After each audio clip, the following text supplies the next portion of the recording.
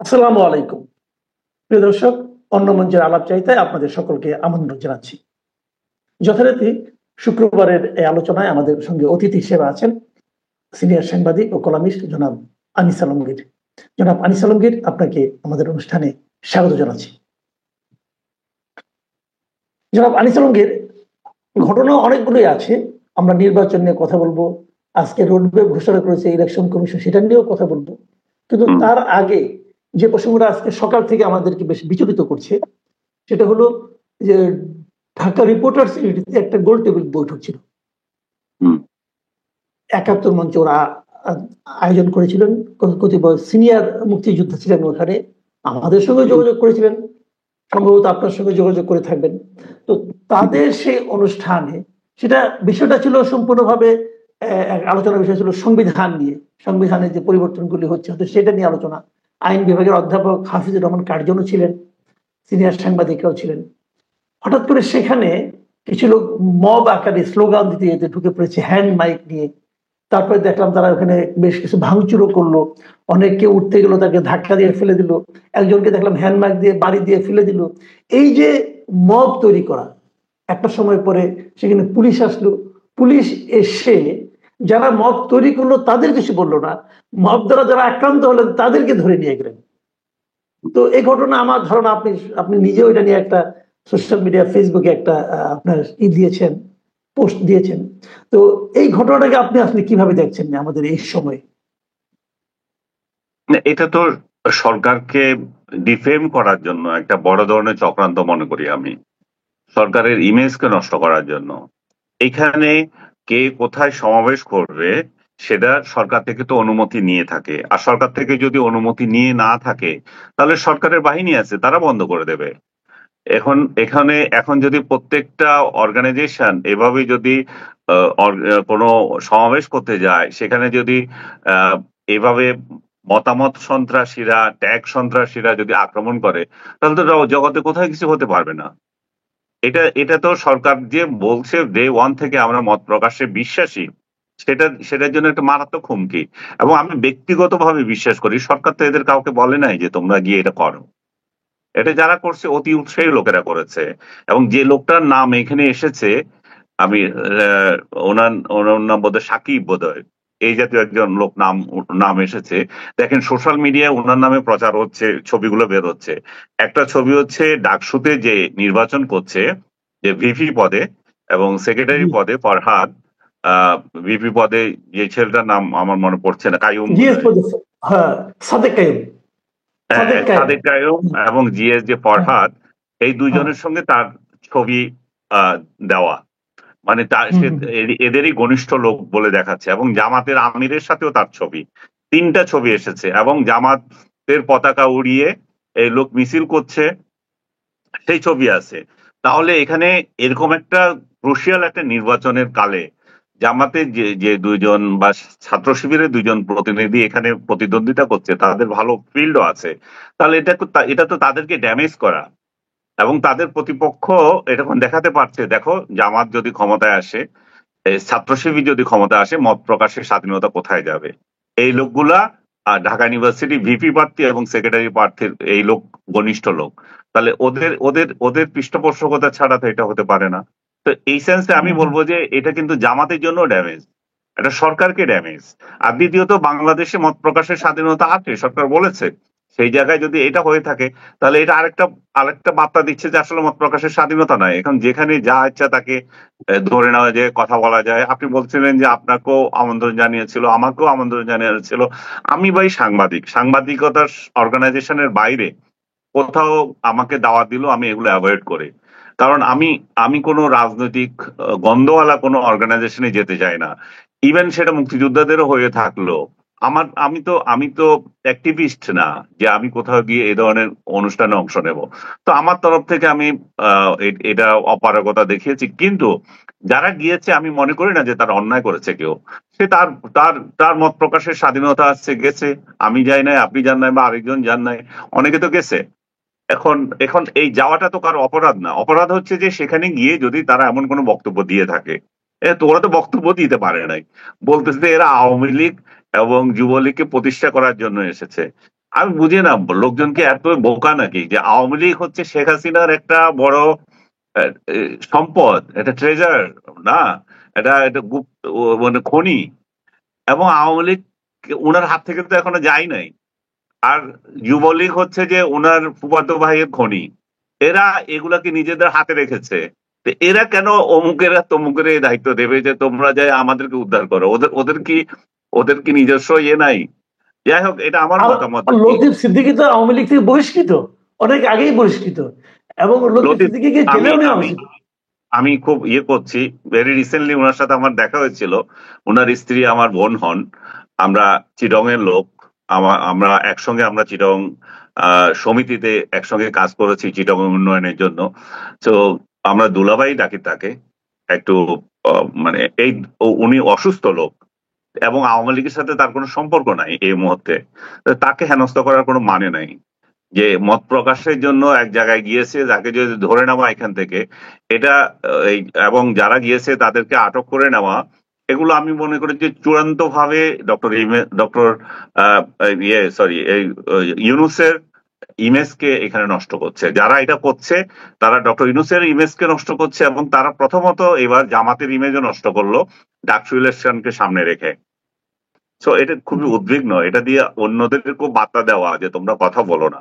এটা আপনার প্রতি বার্তা হতে পারে, আমার প্রতি বার্তা হতে পারে, তুষার ভাইয়ের বার্তা হতে পারে, আরো কয়েকজনের প্রতি বার্তা হতে পারে যে কথা বলো না।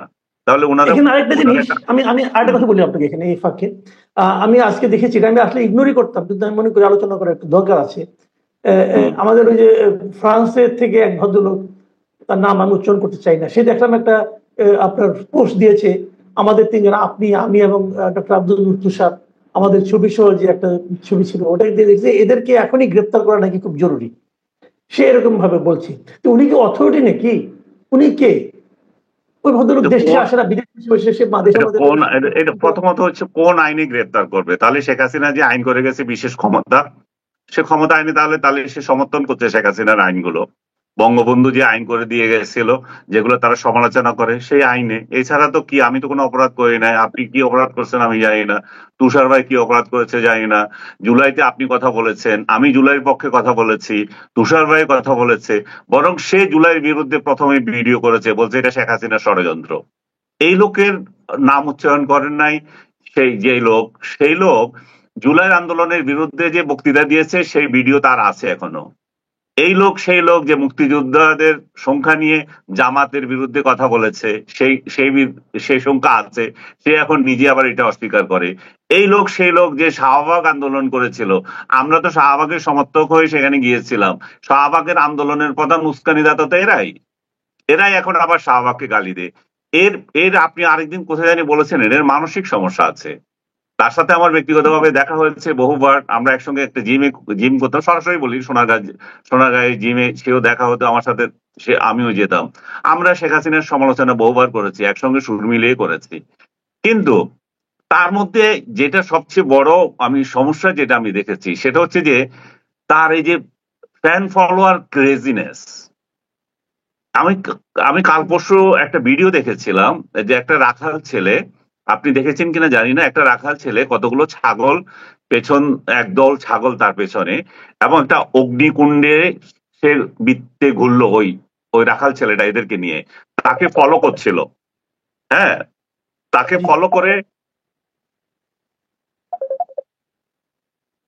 ফলো করে ওই অগ্নিকুণ্ডের চারপাশে এই ছাগলগুলো ঘুরলো। এবং একটা সময় সে এই রাখাল ছেলেটা ওইখান থেকে সরে গেল, এবং দেখা যাচ্ছে যে এই ছাগলগুলো এই বৃত্ত আকারে অগ্নিকুণ্ডের চারদিকে ঘুরতেছে।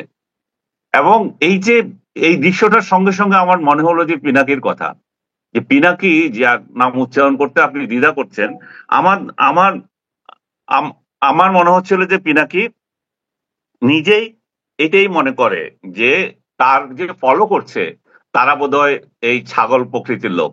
এই ছাগলগুলোকে সে যেটা বলবে সেটাই করবে। ছাগলগুলোকে বলবে 32 নাম্বার আক্রান্ত করবে। ছাগলগুলোকে বলবে অমুকের এই কর, সেই করবে। ছাগলগুলোকে বলবে যে ডক্টর ইউনূস খারাপ, তার বিরুদ্ধে ভিডিও বানিয়ে গালাগালি করবে। এই লোক দেখেন সে আসলে কি চায়, আমি সেটাই বুঝলাম না ভাই। আমি আরেকদিন তাকে একটা ভিডিওতে বলেছি যে পৃথিবীর অন্যান্য দেশে যাদের ফ্যান ফলোয়ার বাড়ে, তাদের একটা রেসপন্সিবিলিটি বাড়ে। তারা এই লোকগুলোকে দিয়ে সমাজের উন্নয়নমূলক কাজ করতে চায়, যে আমার ফলোয়াররা এই কাজটা করুক। আর সেই লোকটা একটার পর একটা ধ্বংসাত্মক কাজ করা ছাড়া তার কোনো ভালো নির্দেশনা নাই। সে ডক্টর ইউনূসকে গালাগালি করে, সে আসিফ নজরুলকে মা মাসি ধরে গালাগালি করে। সে গালাগালি করে না এমন কে আছে? সে বিএনপি নেতাদের তারেক রহমানকে গালাগালি করছে, তারপর সালাউদ্দিন ভাইকে গালাগালি করছে, মির্জা আব্বাসকে গালাগালি করছে, সবাইকে গালাগালি করছে, ইভেন জামাতের আমিরকেও গালাগালি করে আবার তার পা চাটে। সো এই যে এটা মেন্টাল রোগ ছাড়া আমি তো আর কিছু দেখি না। আমি পার্সোনালি তাকে একদিন জিজ্ঞেস করলাম, তার সাথে আমার যোগাযোগ আছে। আমি তাকে বললাম যে ভাই, এখন তো হাসিনা নাই, এখন বাইরে থেকে কি লাভ? দেশে আসেন। এই যে ডক্টর ইউনূস যে ভদ্রমহিলাকে স্বাস্থ্য খাতের দায়িত্ব দিয়েছে, এই মহিলার তো কোনো অভিজ্ঞতা নাই। আপনি স্বাস্থ্য খাতটাকে একটু দেখেন, তাদের সাথে যদি আপনার সম্পর্ক ভালো আছে, আপনি যদি স্বাস্থ্য খাতের দায়িত্বটা নেন তাহলে ভালো করতে পারেন। সে আমাকে বলছে যে আপনি কি মনে করেন যে আমাকে এই দায়িত্ব দেবে? আমি বললাম যে কেন দেবে না, আমি তো মনে করি দেবে, বিএনপিও দেবে আপনাকে, আপনি যদি চান। না, আপনার ধারণা ভুল। তো আমার মনে হচ্ছে তার একটা ফ্রাস্ট্রেশন জাগছে, যে সে আশা করেছিল ডক্টর ইউনূস তাকে হেলিকপ্টার পাঠিয়ে নিয়ে আসবে, এবং এই যে তার ফ্যান ফলোয়াররা আন্দোলন করবে যে ইউনূস ফিনাকিকে কেন আনো না। এই ধরনের একটা ফ্যান্টাসিতে ভুগে সে এইগুলো করছে। আমি তাকে হাত জোট করে অনুরোধ করব, ভাই এইগুলা ছাড়েন। আপনার যেহেতু একটা সুনাম আপনি অর্জন করেছেন, ফ্যান ফলোয়ার আছে, এই দেশটাকে উন্নয়নের জন্য কিছু কাজ করেন। আমার ফ্যান ফলোয়ার পালার দরকার নাই। আমি ভিউ ব্যবসা নিয়ে করি না, আমার ওই ফলোয়ার ব্যবসা করি না। আপনি এটা করছেন, খান, কিন্তু জাতির জন্য একটা কিছু করেন। আপনি শেখ হাসিনার পতনে ভূমিকা রেখেছেন, সেটাতে কি কেউ কোনোদিন আপনাকে কেউ কিছু বলেছি? বা আপনি বলেছেন, অন্য কেউ বলেছে? আপনার খুশি আপনি আন্দোলন করেছেন, আপনি করেন, কিন্তু মানুষগুলোকে ভালো কাজেই দেন। ডক্টর ইউনূস একটা অভ্যুত্থান হয়েছে, আমাদের ছেলে মেয়েরাই তো এইসব অভ্যুত্থান ঘটিয়েছে। এই লোক অভিযোগ করেছে এদের নাকি আমরা সন্ত্রাসী বলেছি। একটা প্রমাণ সে কোথায় দেখাতে পারবে? মানে মিথ্যাচারের একটা সীমাহীন মিথ্যাবাদী সে। এই লোকগুলো মানুষগুলোকে উত্তেজিত করে একজনের বিরুদ্ধে লাগিয়ে দেওয়ার জন্য, এবং এইভাবে মানুষ এবং তাদের আরেকজন হত্যা করার মেসেজ দেয়, একে হত্যা করো, আর ও মেসেজ দিয়ে এদেরকে জেলে নাও। তো এদের কাছ থেকে আসলে আমাদের রাষ্ট্র কিভাবে, সোশ্যাল মিডিয়া কিভাবে, আমি খুবই মানে হতাশ যে বাকিগুলোর কথা বললাম না, সে একটা শিক্ষিত লোক, একটা শিক্ষিত লোক হয়ে এত নিম্ন স্তরে কিভাবে নামতে পারে? সে একের পর এক আমাকে বহুবার আক্রমণ করেছে। আক্রমণের পর আমিও কথা বলেছি, ভাই এগুলা তো ছাড়েন, ভালো কিছু করেন। না, এই ছাড়া মনে হচ্ছে তার এগুলা। আরেকটা জিনিস খেয়াল করেন, আমাদের 3 জনের ছবি ব্যবহার করেছে সে। তার ফেসবুক পেজে আপনি যান, তার বাকি স্ট্যাটাস গুলোতে কেউ মানে থুতু ছিটতেছে, কেউ দেখেও না। সে আমাদের ছবি ব্যবহার করে এখানে ব্যবসা করতেছে, এবং এই পর্যন্ত 2বার আমাদের ছবিটা ব্যবহার করছে, সেখানে কত হাজার লাইক দেখেন, কত হাজার লাইক কমেন্ট। তো লাইক কমেন্ট মানে তার ব্যবসা, সে আমাদেরকে নিয়ে নিজের ব্যবসা করতে চায়। এখন তার এইটুকু কাণ্ড জ্ঞান নাই যে সে তার ওইগুলা নিয়ে আমাদের ড্যাম কেয়ার, তার এগুলা দেখার টাইম নেই আমার। এবং সে আশা করেছিল যে তার এগুলা নিয়ে কথা বলবো, আরেকটা বিবৃতি দিব, ওই যে পাল্টাপাল্টি ব্যবসা চলবে তার গণার টাইম আছে? ভাই তুই তোর কাজ কর, তুমি তোমার কাজ করো, তুমি কিভাবে ভালো কাজ করবা, দেশের কাজ করবা সেটা করো। তুমি একটা বিপ্লবে ভালো ভূমিকা রেখেছো, সেটা আমাদের সরকার, বিরোধী দল সবাই স্বীকৃত, তো করো সেটা। এখন দেশে এসে ভালো কিছু করো, আসো না কেন? শেখ হাসিনা তো তোমাদের জন্য আজরাইল ছিল, সে তো নাই। তোমাদের জন্য ডিজিএফআই তোমাদের জন্য আজরাইল ছিল বলতা, এবং ভারত দিয়ে পালাইছো। তোমাকে ভারতের রয়ের এজেন্ট বলে কেউ কেউ, আমি রয়ের এজেন্ট বলতে চাই না, কিন্তু তুমি নিজে বাধ্য করছো যে তুমি আসলেই রয়ের এজেন্ট। তুমি চাচ্ছ এই দেশটা তছনছ হয়ে যাক। এই দেশটা তছনছ হয়ে গেলে এই ইন্ডিয়া আমাদের এখানে ইন্টারভেন করতে পারে, ইন্ডিয়া আমাদের এখানে হস্তক্ষেপ করতে পারে। তুমি আসলে সেটাই চাচ্ছ। তোমাকে যে রয়ের এজেন্ট বলে, ভারতীয় দালাল বলে, এমনি এমনি তো মানুষ বলতেছে না। এবং আমি আমাদের তার ফলোয়ার যারা আছে তাদেরকেও বলবো, ভাই অন্ধত্বের একটা সীমা আছে। আপনি তার তার ইয়ে দেখে অন্যদের গালাগালি করবেন, কি কারণে করবেন সেটার একটা রিজন দিয়ে করেন। এই দেশে জুলাই বিপ্লব যারা সমর্থন করেছে আপনি তাদেরকেও গালি দিচ্ছেন, তো তাহলে আপনি কি পাচ্ছেন? আপনারা এটা আপনাদের আসল উদ্দেশ্য কি? আপনারা কি ডক্টর ইউনূসকে সফলতা দেখতে চান? আপনারা কি চান যে ফেব্রুয়ারিতে একটা ভালো ইলেকশন হোক, আমাদের জাতি একটা ক্রান্তিকাল অতিক্রম করে একটা রোড, একটা ইয়ে যাক? আর সবচেয়ে বড় কথা হচ্ছে আমরা যে রাজনৈতিক দলগুলোকে আসবে, ক্ষমতায় আসবে আমরা আশা করছি, হয় বিএনপি আসবে নয় জামাত আসবে, এই তো। এনসিপি আসার তো আমি পার্সোনালি কোনো সম্ভাবনা দেখি না। তো এই যে দুটা দল যদি আসে, এরা এসে কি করবে? যে এনআরকি তৈরি করে রেখেছে, এবং বিএনপিও কিছু এটা নিয়ে বলতেছে না, এবং এই জামাতও কিছু বলে না, এবং ডক্টর ইউনূস তো বলছেই না। আমি তো মনে করি ডক্টর ইউনূস যদি একটা ঘোষণা দেয়, তোমরা যদি এই এনআরকি চালাতে থাকো তাহলে আমি ক্ষমতায় থাকবো না, আমি ছেড়ে চলে গেলাম, কালকে এটা বন্ধ হয়ে যাবে। কারণ তাকে যারা রাখছে, জামাত, বিএনপি, অন্যরা, তারা তো বলবে যে ভাই আপনি না, বিশেষ করে জামাত, যে ভাই আপনি চলে গেলে তো আমাদের রাজত্ব শেষ হয়ে যায়। এবং ডক্টর ইউনূস কেন এই কথা বলেন না, এই রাগটা করেন না আমি জানি না। উনার ইমেজ কি বাড়ছে? উনাকে তো মবের যত বদনাম এটা তার উপরেই যাচ্ছে, তাই না? জি, আচ্ছা আমরা শেষ প্রশ্ন করি, একটু ছোট করে বলেন। এটা এটা হলো আজকে দেখলাম আমরা নির্বাচন কমিশন রোডম্যাপ ঘোষণা করলো, এই যে বললো যে মানে মানে তারা কিভাবে নির্বাচন করবে না করবে এগুলো বললো। কিন্তু এদিকে দেখলাম আবার এনসিপি খুব দ্রুত এটার প্রতিক্রিয়া দিল। এনসিপি বললো যে, যদিও ওরা বলেছে 2 মাস আগে তারা তফসিল ঘোষণা করবে, কতগুলি ভোট কেন্দ্র, কিভাবে ভোট কেন্দ্র হবে এগুলো বললো। এনসিপি বললো যে জুলাই সনদ ঘোষণার আগে এই যে নির্বাচনী রোডম্যাপ ঘোষণা, এটা নাকি প্রতিশ্রুতি ভঙ্গের সামিল। তো এটা কার কাছে কে প্রতিশ্রুতি করেছিল, কি ভঙ্গ করলো, আর এই রোডম্যাপের কারণে কি নির্বাচনের ব্যাপারে আপনার আশাবাদ বেড়েছে কিনা? আমি আশাবাদী। আমি চাই যে ইলেকশনটা যেভাবে হোক আমাদের সবার সহযোগিতা করা উচিত। আমি তো আমরা রাইট। যে আমি আপনি তুষার ভাই যেদিন একসাথে বসলাম, আমাদেরও তো সেটাই আমাদের ইয়ে ছিল। এরা যে দেশকে অস্থিতিশীল করতে চায়, আমরা চাচ্ছি ডক্টর ইউনূসকে হাতকে শক্তিশালী করে কিভাবে একটা ইলেকশন হয়ে যায়, আমরা সেটাই চাই। আমরা কেন দেশের ধ্বংস চাইবো? আর দেশের ধ্বংস যদি কেউ যদি না চায়, তাহলে তো নির্বাচনই চাইবে। এবং বিএনপি বলছে নির্বাচন চায়, জামাত বিএনপির নির্বাচনের বিরুদ্ধে তো এখনো কোনো কথা বলে নাই। তাদের স্ট্র্যাটেজি নিয়ে ইয়ে থাকতে পারে। আমার মনে হয় যে এনসিপিও সেটা মিলিয়ে নেবে, এবং এই রোড ম্যাপ নিয়ে সবাই একটু পজিটিভ দৃষ্টিতে দেখা উচিত, ডক্টর ইউনূসকে হেল্প করা উচিত।